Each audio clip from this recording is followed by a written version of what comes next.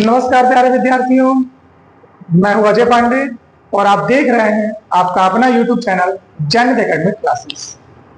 एक बार फिर हम आपके लिए लेके आए हैं न्यूमेरिकल्स की धमाकेदार क्लास। आज के इस वीडियो में फिर हम सॉल्व करेंगे विलियम के एनसीईआरटी से रिलेटेड बहुत ही इंपॉर्टेंट न्यूमेरिकल। तो चलिए आज की क्लास हम शुरू करते हैं। आज की क्लास को शुरू करने से पहले ये बता दें कि कल की क्लास में हमने 1 से लेकर 5 तक के न्यूमेरिकल्स को सॉल्व किया था। तो आज हम इसके आगे के न्यूमेरिकल्स को सॉल्व करेंगे।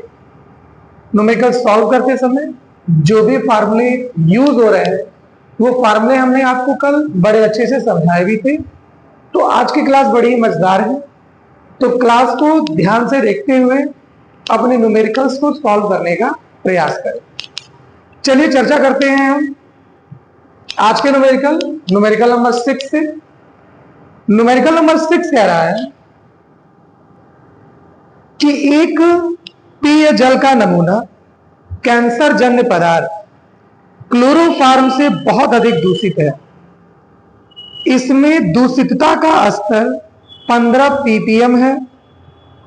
अब ज्ञात क्या करना है, इसे द्रव्यमान प्रतिशत में व्यक्त कीजिए और जल के नमूने में क्लोरोफॉर्म की मोललता ज्ञात कीजिए। तो आइए सॉल्व करें इस सवाल को। देखिए कि इस सवाल में हमसे क्या कह रहा है। हमसे कह रहा है कि जो हमने क्लोरोफॉर्म मिलाने के बाद विलेन बनाया है वो है 15 ppm का। हमसे कह रहा है कि जो विलयन हमने निर्मित किया है, विलयन की सांद्रता है 15 ppm। ppm का मतलब पार्ट पर मिलियन, मतलब 1 मिलियन में हमने कितना क्लोरोफॉर्म घोल रखा है, 15। तो 1 मिलियन का मतलब क्या है? 1 मिलियन का मतलब 10 लाख, मतलब कि 10⁻⁶ ग्राम विलयन में क्लोरोफॉर्म मतलब CHCl3 की मात्रा। तो CHCl3 की मात्रा कितनी है? 15 ग्राम। हमें द्रव्यमान प्रतिशत चाहिए। प्रतिशत मतलब 100, मतलब 100 ग्राम विलयन में ये कितना है। तो पहले हम 1 ग्राम विलयन में CHCl3 की मात्रा निकालें। तो 15/10⁶ हमें चाहिए 100 ग्राम में। तो 100 ग्राम विलयन में CHCl3 की मात्रा, तो 15/10⁶ गुणे 100। 100 का मतलब 10⁻²। इस 10⁻6 को ऊपर लेके आओगे तो -6, और -6 में से 10⁻² घटा देंगे तो 15 गुणे 10⁻⁻4 ग्राम। इतना ग्राम, या फिर कहिए कि ये इसकी परसेंटेज मात्रा है। मतलब 100 ग्राम में कितना है, तो 15 गुणे 10⁻⁻4 है, और यही इसका द्रव्यमान प्रतिशत है। मतलब द्रव्यमान प्रतिशत कितना है, 15 गुणे 10⁻⁻4। अब इसमें एक और सवाल हमसे कह रहा है, मोललता ज्ञात कीजिए। तो बच्चों कल मोललता पे हमने चर्चा भी की थी। मोललता का फार्मूला क्या था? विलेय के मोलों की संख्या बटे विलायक का द्रव्यमान, और टोटल के गुणे में 1000। मतलब हमें विलेय के मोलों की संख्या, मतलब CH3 के मोलों की संख्या चाहिए, वो हम निकाल लेंगे। विलायक का द्रव्यमान चाहिए। विलेय का द्रव्यमान, भाई विलेय कौन है? CHCl3 दिया है 15 ग्राम, और विलयन का द्रव्यमान दे रखा है, कितने में घोला था? 10⁻⁶। मतलब हमें दिया क्या है? हमें दिया है विलयन का द्रव्यमान 10⁻⁶ ग्राम, और विलेय का द्रव्यमान, विलेय हमारा CHCl3 है, इसमें कितना विलेय घोला था भाई? 15 ग्राम। तो भाई विलेय और विलायक को मिलाते हैं तो ना विलयन बनता है। तो अगर हमें विलायक का द्रव्यमान चाहिए तो विलयन में से विलेय को घटा दे, 10⁻⁶ मतलब 10 लाख, तो दहाई, सैकड़ा, हजार, 10,000, लाख, 10 लाख। 15 घटा, 10 में से 5 गया 5, 9 में से 1 गया 8, बाकी 9 9, ये सारे 9 में कन्वर्ट हो जाएंगे, कितने 9 बचेंगे? 4, मतलब 9,99,985 ग्राम। ये हमारे विलायक का द्रव्यमान। हमें चाहिए मोललता, तो मोललता के लिए हमारे विलेय के मोलों की संख्या निकाल दो। तो विलेय के मोलों की संख्या बराबर द्रव्यमान बटे आणविक द्रव्यमान। द्रव्यमान कितना है? 15, और आणविक द्रव्यमान CH का, तो CH है ना, कार्बन 1 12, हाइड्रोजन एक ही होता है। क्लोरीन का 35, क्लोरीन 3 क्लोरीन है, अब क्लोरीन का होता है 35.5, तो 12 1 13, 3 5 15 का 5 हासिल 1, 3 5 15 1 16 का 6 हासिल 1, 3 क्या 9 1 10, 106 में 13 जोड़ेंगे 119, तो आणविक द्रव्यमान है 119.5। ये हमारे मोलों की संख्या मिल रही है कि मोलों की संख्या क्या है। अब मोलों की संख्या के बाद हमें चाहिए मोललता, तो मोललता बराबर विलेय के मोलों की संख्या बटे विलायक का द्रव्यमान, और टोटल के गुणे में 1000। अगर ये विलायक का द्रव्यमान किलोग्राम में होता तो हम 1000 से मल्टीप्लाई नहीं करते। मोलों की संख्या है 15/119.5, और विलायक का द्रव्यमान कितना मिला है? 9,99,985, अब गुणे में कितना? 1000। अब इसे सॉल्व करें तो ये नीचे आ जाएगा, तो 15/119.5 गुणे 9,99,985 गुणे 1000। अब तो कैलकुलेशन देख के हालत खराब है, इतना गुणा करे कैसे? तो नीचे के अंकों को थोड़ा शॉर्ट लिस्टेड करिए, कम करिए। ये 15 बटे ये 119.5, इसके दशमलव हटा ही दीजिए। इसको हम कोटिमान में लिखने का प्रयास करें तो इसे हम लिख सकते हैं 0.999। कितने स्थान पीछे है? 3 3 6 स्थान पीछे है, 10 की घात 6, और इसका मतलब कितना है? 10 की घात 3। 15/119.5, और इसको हम लगभग 1 कर सकते हैं क्या? दशमलव के बाद का हम 5 या 5 से बड़ा हो तो आगे जोड़ते हैं। 10 की घात 6 ऊपर आएगा तो -6, और 6 में से 3 गया 3, मतलब हमें भाग देना है। इसे भी 10 से गुणा कर लीजिए। 150 में 1195 से, इतने से गुणा मल्टीप्लाई कर दीजिए।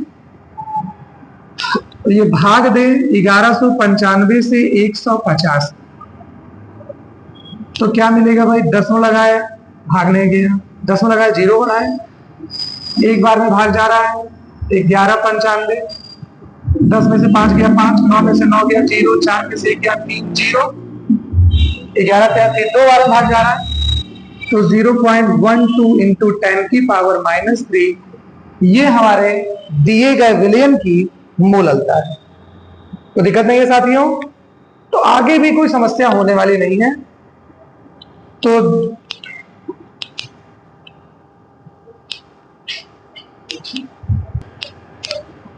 चलिए हम चलते हैं अगले सवाल की ओर। अगला सवाल हमारा सवाल नंबर 7। ये कह रहा है कि 6.56 गुणे 10 की घात -2 ग्राम एथेन युक्त एक संतृप्त विलयन में एथेन का आंशिक दाब 1 बार है। यदि विलयन में 5.00 गुणे 10 की घात -2 ग्राम एथेन हो तो गैस का आंशिक दाब क्या होगा? तो आपने पढ़ा है गैसों के आंशिक दाबों का हेनरी का नियम।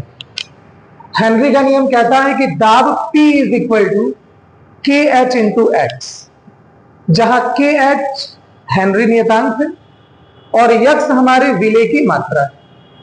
इसका यूज करते हुए इस सवाल को हमें सॉल्व करना है। तो आइए देखें कि हमसे कह क्या रहा है। तो पहले हम चलते हैं, सवाल नंबर 7 है कि हेनरी का नियम क्या है। हेनरी का नियम है P = KH × X। अब देखें कि पहली कंडीशन क्या है। तो पहली कंडीशन में हमसे कह रहा है कि हमने 6.56 मतलब x बराबर है 6.56 गुणे 10 की घात -2 ग्राम, इतना हमने एथेन घोल रखा है। दाब कितना मिला है? 1 बार, मतलब P बराबर कितना है? 1 बार।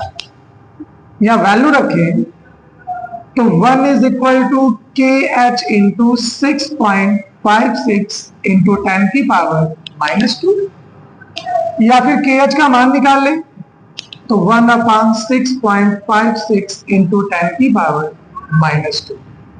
ये हमारे KH की वैल्यू होगी। अब देखिए कि अगली कंडीशन में क्या कह रहा है। तो द्वितीय स्थिति में क्या कह रहा है? द्वितीय स्थिति में कह रहा है कि हम 5 × 10 की घात -2 ग्राम एथेन खोलते हैं। मतलब x का मान दे रखा है 5 × 10 की घात -2। कह रहा है P कितना होगा?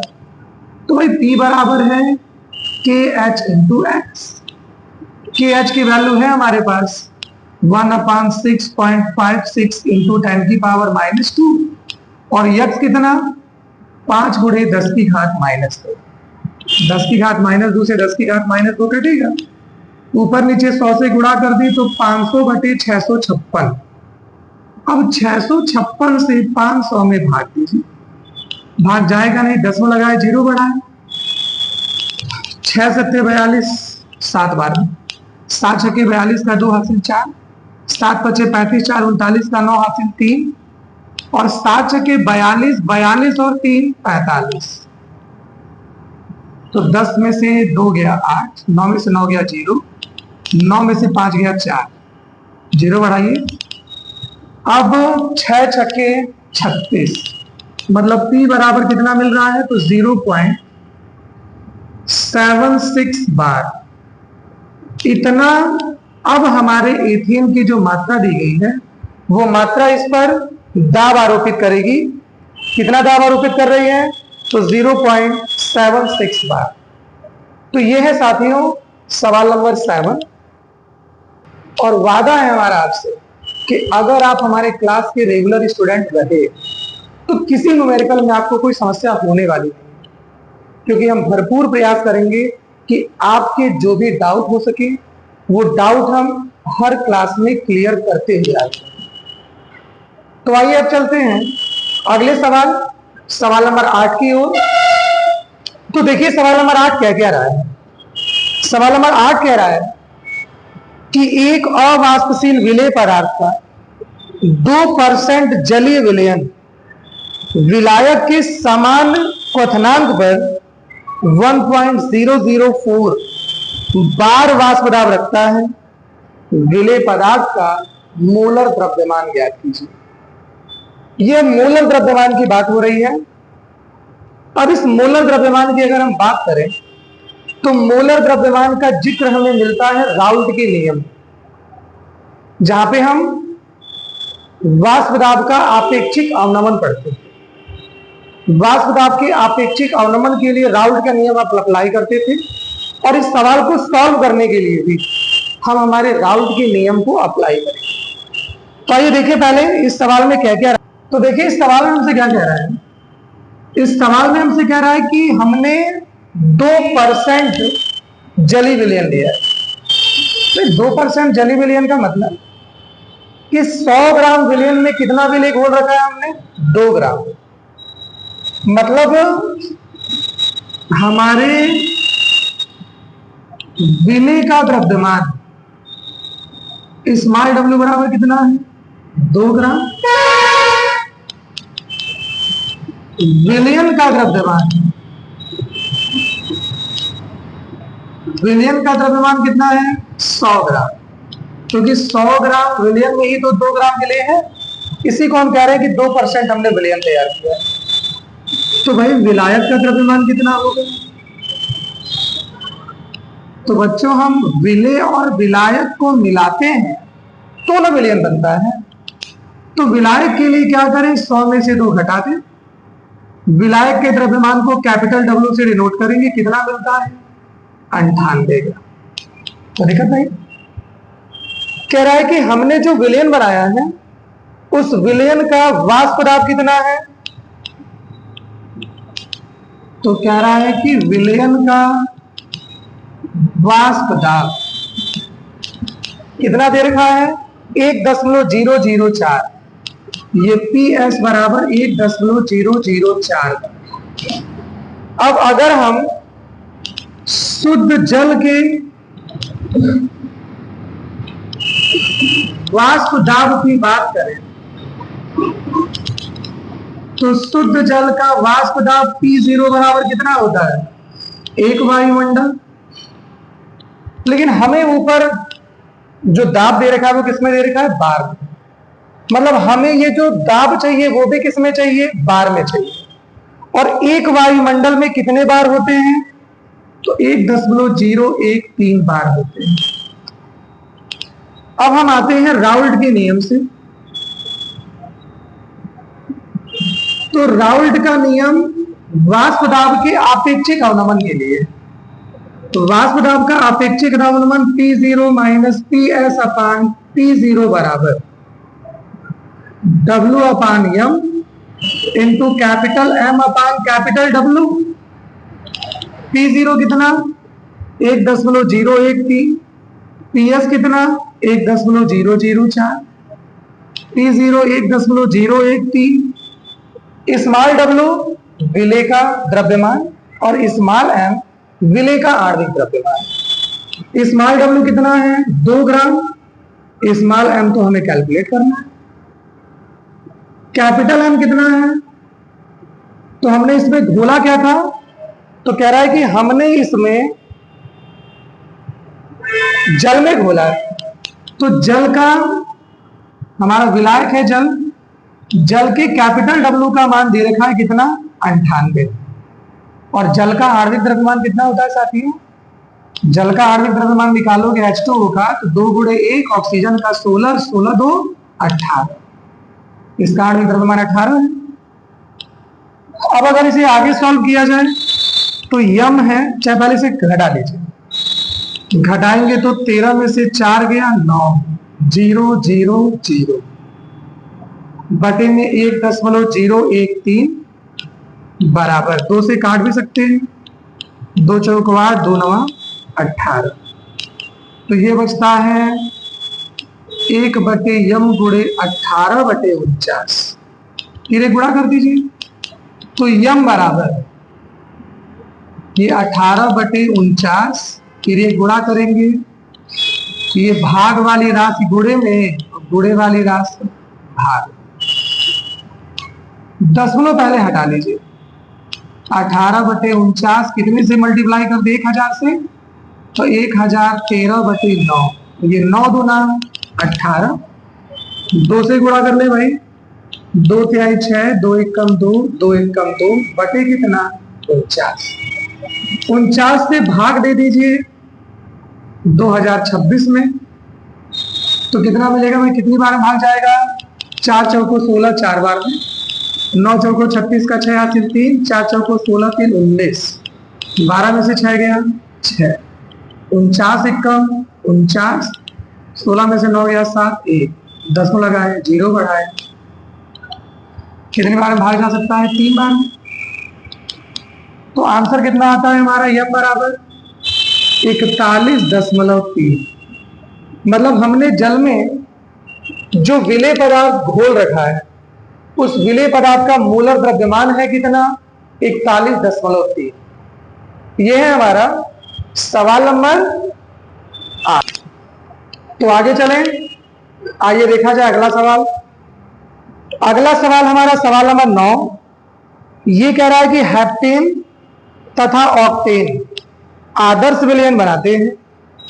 373 केल्विन पर दोनों द्रव घटकों के वाष्प दाब क्रमशः 105.2 किलो पास्कल तथा 46.8 किलो पास्कल है।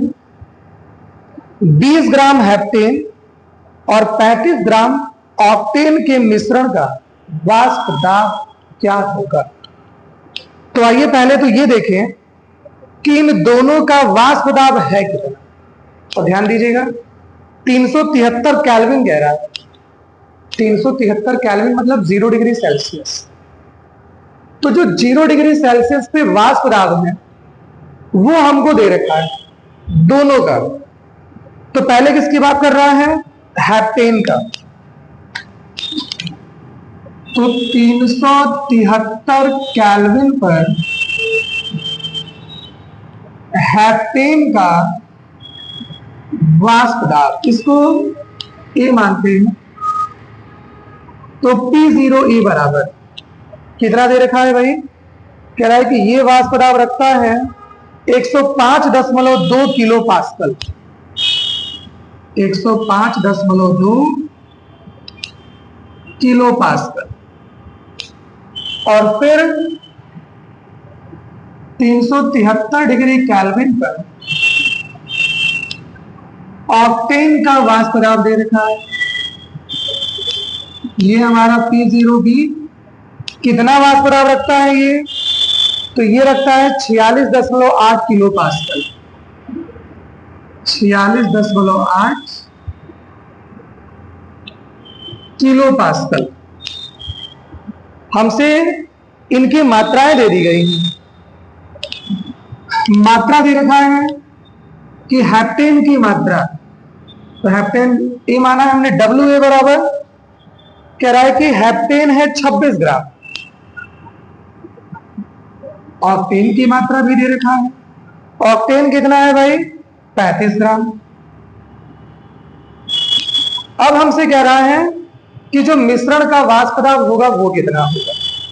तो आपने पढ़ा है कि किसी भी मिश्रण का वाष्प दाब उसमें उपस्थित सभी घटकों के आंशिक वाष्प दाबों के योगफल के बराबर। मतलब जो मिश्रण बनाएंगे उस मिश्रण में हेप्टेन भी है, ऑक्टेन भी है। हेप्टेन का आंशिक वाष्प दाब निकालिए, ऑक्टेन का आंशिक वाष्प दाब निकालिए, और दोनों के वाष्प दाबों को जब जोड़ेंगे तो हमारे विलयन का वाष्प दाब मिलेगा। अब सवाल की आंशिक वाष्प दाब कैसे निकालते हैं? आंशिक वाष्प दाब भी आपको बताया गया था कि किसी विलयन का शुद्ध अवस्था में वाष्प दाब और उसके मोल प्रभाज का जो गुणनफल है इसे हम बोलते हैं उसका आंशिक वाष्प दाब। एक एक के आंशिक वाष्प दाब की हम कैलकुलेशन करने चलते हैं। तो एक एक के आंशिक वाष्प दाब की कैलकुलेशन करिए। पहले हम देखें कि इनके मोलों की संख्या कितनी है। पहले निकालते हैं हेप्टेन के मोलों की संख्या। तो मोलों की संख्या बराबर द्रव्यमान बटे आणविक द्रव्यमान। द्रव्यमान कितना? 26। आणविक द्रव्यमान हेप्टेन, तो नाम अगर याद आ रहा हो तो methane, ethane, propane, butane, pentane, hexane, heptane. मतलब C7 और ये एल्केन है। एल्केन का सूत्र CnH2n+2। मतलब हाइड्रोजन की मात्रा दुगने से 2 ज्यादा, तो 7 दूना 14 और 14 दू 16। कार्बन का परमाणु आणविक द्रव्यमान 12 और हाइड्रोजन का तो एक ही होता है। 12 सत्ते 84 + 16, 84 16 100। मतलब कितना मिला? 0.26। ये तो हेप्टेन का। अब आ जाइए ऑक्टेन। तो ऑक्टेन के मोलों की संख्या। ऑक्टेन का द्रव्यमान कितना है? 35। आणविक द्रव्यमान, ऑक्ट मतलब 8 और 8 दूना 16, 2 20। कार्बन का 12, हाइड्रोजन का 1, 12 सत्ते 84, 12 बटे 96 और 20। 96 में 20 जोड़ोगे 116, तो इसका आणविक द्रव्यमान है 116। अब 116 से 35 में भाग दें, 10 में लगाए 0 बढ़ाए, 11 तिहाई 35, 3 छक्के 18 का 8, 11 तिहाई 35, 1 34, कितना बचा? 2। 0 बढ़ाएंगे भाग नहीं जाएगा, 0 बढ़ाइए एक बार में भाग जाएगा, तो कितना मिल रहा है? 0.301। 0.301।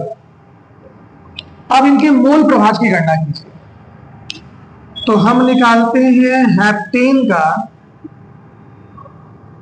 मोल प्रभाज। हेप्टेन ए है, XA बराबर, मोल प्रभाज क्या होता था? तो जिसका मोल प्रभाज निकाल रहे हैं उसके मोलों की संख्या बटे कुल मोलों की संख्या 0.301, और दोनों जोड़ना पड़ेगा भाई। कुल मोलों की संख्या के लिए 0.26, भाई जिसका मोल प्रभाज निकाले उसके मोलों की संख्या बटे कुल मोलों की संख्या, तो दोनों के मोलों की संख्या जोड़ेंगे। ये 0.26, ये 1650, भाग दीजिए, चाहे ऊपर नीचे 100 से 1000 से गुणा कर लीजिए। 260 बटे 561, 561 से 260 में भाग दें, भाग जाएगा नहीं, 10 में लगाइए 0 बढ़ाइए, 5 पचे 25 लगे, 6 पचे 30, तो 4 बार 4 एक कम 4, 4 छक्के 24 का 4 हासिल 2, 4 पचे 20, 2 22, 6, 9 में से 4 गया 5, 5 में से 2 गया 3, 0 बढ़ाइए, 5 छक्के 30, 6 एक कम 6, 6 छक्के 36 का 6 हासिल 3, 6 पचे 30, 3 33, 10 में से 6 गया 4, 15 में से 6 गया 9, 1 0। कितनी बार में? 5 के 15, 3 बार, तो कितना मिलता है? 0.463। ये तो हमारे हेप्टेन का मोल प्रभाज। और मोल प्रभाज में हमने पढ़ा था जितने भी घटक हैं इन सभी घटकों के मोल प्रभाजों का योगफल 1। तो 2 ही घटक हैं, मतलब हमारे हेप्टेन और ऑक्टेन के मोल प्रभाजों का योगफल 1 है।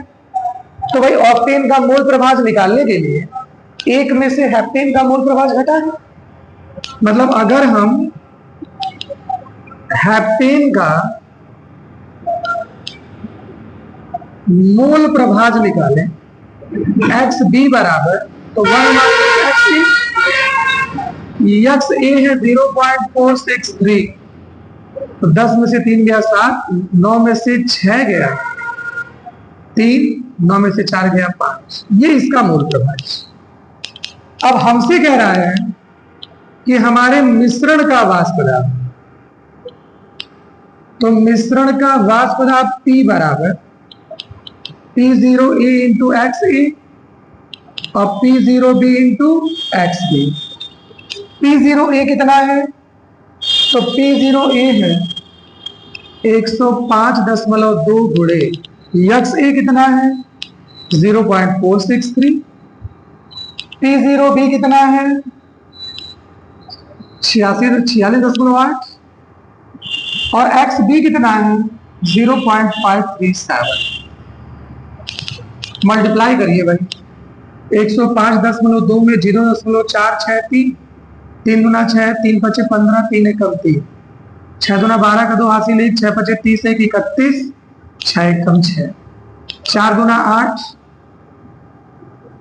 4 पचे 20, 4 एकम 4, 6 7 0, 3 3 6 1 7, 6 2 8 4, कितने 98.4, तो ये मिला 48.707। इसका मल्टीप्लाई करिए 537 to the 6.8, 8 सत्ते 56 का 6 हासिल 5, 8 3 24, 24 और 5 29 का 9 हासिल 2, 8 पचे 40 2 42, 6 सत्ते 42 का 2 हासिल 4, 6 3 18 4 22 का 2 हासिल 2, 6 पचे 30 2 32, 4 सत्ते 28 का 8 हासिल 2, 4 3 12 2 14 का 4 हासिल 1, 4 5 20 1 21, 6 9 2 11, 8 4 12 1 13 का 3 हासिल 1, 4 4 8 2 10 11 का 1 हासिल 1, 3 1 4 1 5, 2 कितने स्थान पर 4 स्थान पे, तो मिलता है 25.1316।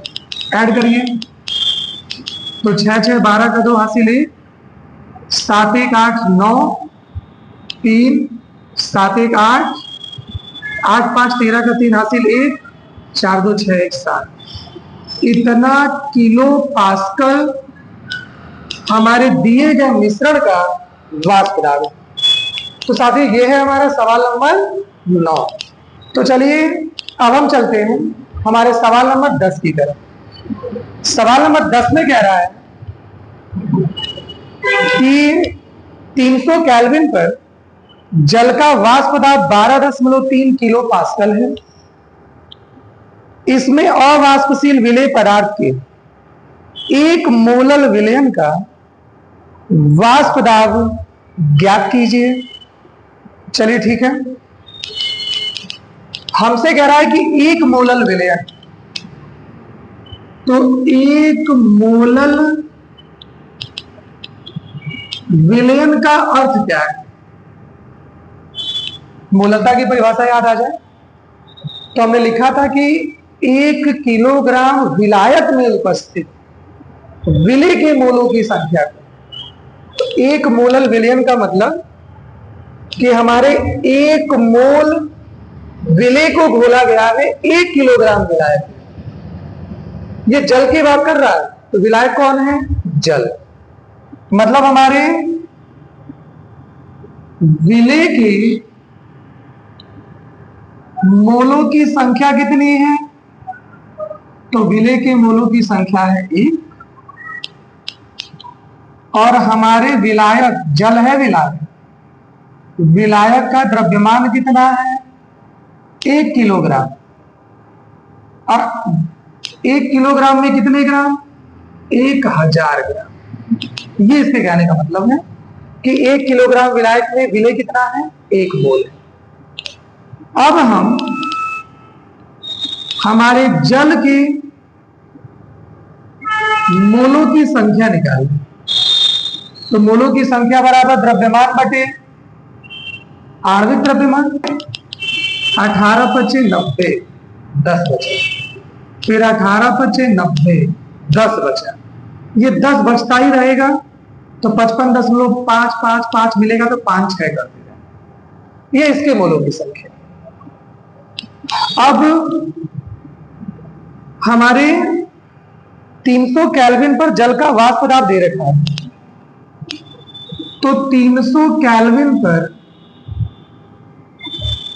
जल का वाष्प दाब, ये शुद्ध विलायक है, इसमें अभी अशुद्धि नहीं मिलेगी।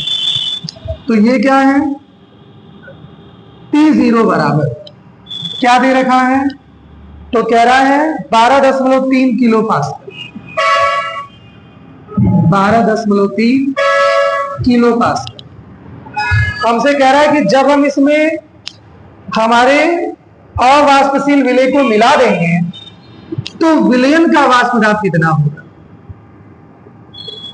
तो हमसे विलयन का वाष्प दाब PS पूछ रहा है, क्या होगा? तो P0 PS इनसे रिलेटेड हमने राउल्ट का नियम पढ़ा है। तो राउल्ट का नियम क्या है? तो राउल्ट का नियम कहता है P0 माइनस PS अपान P0 बराबर यक्स, मतलब विलेय का मोल प्रभाज। P0 12.3, PS हमें निकालना है। P0 12.3 मोल प्रभाज, तो जिसका मोल प्रभाज चाहिए उसके मोलों की संख्या बटे कुल मोलों की संख्या। तो विलेय के मोलों की संख्या कितनी है? 1 बटे कुल मोलों की संख्या। विलेय 1 है और विलायक जल के मोलों की संख्या 55.5। तो ये 12.3 माइनस PS बराबर तीरे गुणा करते, तो 12.3 बटे 56.5 है। या 12.3 माइनस PS बराबर 1000 से गुणा करें तो 1230 56 भाग दिया जाए भाई। ये 56 से 1230 भाग तो जाएगा नहीं, 10 को लगाए 0 बढ़ा। कितनी बार में भाग जाएगा? 2 बार में। 2 छक्के 12 का 2 हासिल 1, 2 पचे 10 11 का 1 हासिल 1, 2 छक्के 12 13 का 3 हासिल 1, 2 पचे 10 1 11, 10 में से 2 गया 8, 9 में से 1 गया 8, ये 12 हो जाएगा, 2 हो गया, 12 में से 3 गया 9, बाकी कैंसिल 0, एक बार में भाग जाएगा।